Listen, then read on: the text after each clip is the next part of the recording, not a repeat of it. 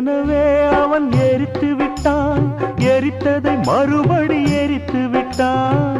தர்மம் காக்கும் தேவனோ தூங்கி போய்விட்டான்.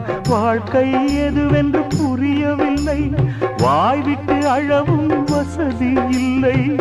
வெந்த புண்ணில் அல்லவோ வேலும் பாய்ந்தது, விதியால் வந்ததா இல்லை சதியால் வந்ததே தொல்லை. விதியால் வந்ததா இல்லை சதியால் வந்ததே தொல்லை. வானத்தை பார்த்தேன், பூமியை பார்த்தேன், மனுஷனை இன்னும் பார்க்கலையே.